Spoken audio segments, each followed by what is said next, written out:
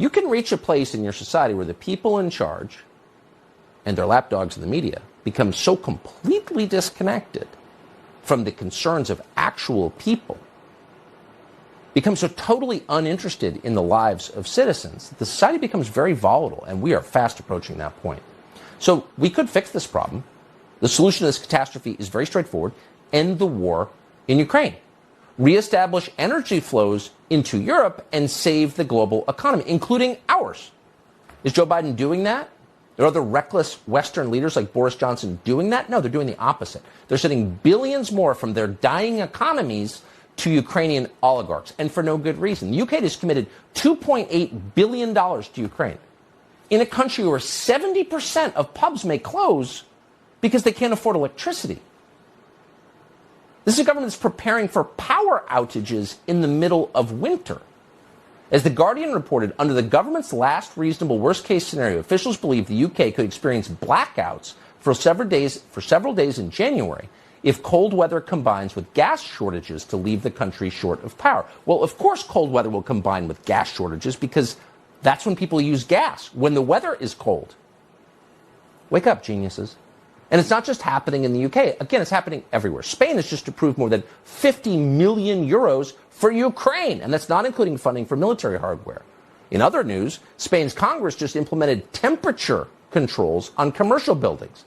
Air conditioning must be no cooler than 27 degrees Celsius. That's 80 Fahrenheit, by the way, in case you don't live there in August. After 10 p.m., shop windows in unoccupied public buildings won't be lit. How about Italy?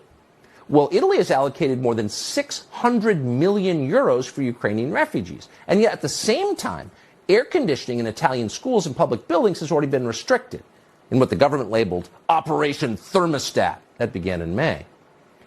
Italy's Ukraine funding is a lot, but it's not quite as much as France. France has sent more than $2 billion U.S. to Ukraine. And at the same time, France is fining shopkeepers for keeping their doors open and running their air conditioning so we can send more weapons to one of the most corrupt governments in the world. In France, illuminated signs are banned from 1 a.m. to 6 a.m.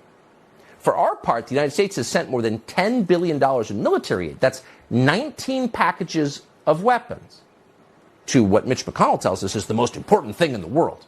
Congress has approved more than $30 billion in additional spending. So how is all that spending working out? Are we winning the war in Ukraine?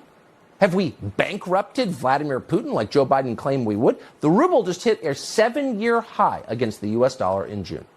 Take a look at this chart comparing the Russian ruble against the euro. Russia's doing well. Europe is not doing well at all. Now Joe Biden is calling for an unconditional surrender from Vladimir Putin. Here's the weird thing. By any actual reality-based measure, Vladimir Putin is not losing the war in Ukraine. He is winning the war in Ukraine. And Joe Biden looks at that and says, we won't stop until you proffer an unconditional surrender. This isn't bad policy. This is nuts.